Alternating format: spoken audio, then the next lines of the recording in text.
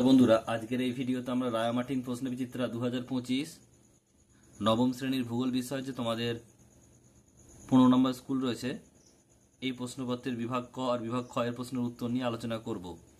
একের দাগে বলছে সঠিক উত্তরটি বেছে নিয়ে লেখো।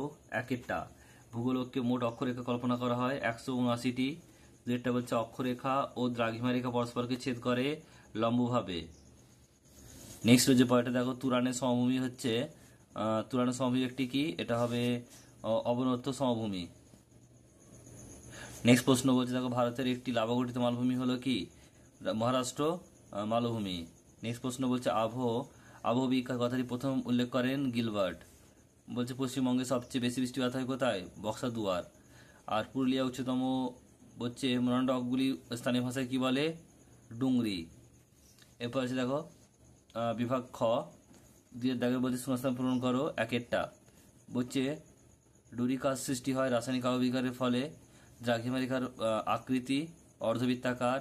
ভঙ্গি প্রভাব সৃষ্টির সর্বাধুনিক মতবাদ হলো কি, পাঁচসংস্থান তত্ত্ব। আর ভুটানের প্রবেশদ্বার বলা হয় কাকে, বলছে ফুন্ড সোলিং। এবার হচ্ছে বিয়ের দাগে সত্য মিথ্যা। একেরটা ক্রোনোমিটার এলাহাবাদের সময় নির্ধারক ঘড়ি, এটা ভুল। তারপর হচ্ছে গোস্ত উপত্যকার মধ্যে দিয়ে প্রবাহিত নদীর নাম গোদাবরী, ভুল। বলছে মরু অঞ্চলে জলযোজন প্রক্রিয়া অধিক কার্যকরী, এটা মিথ্যা, ভুল।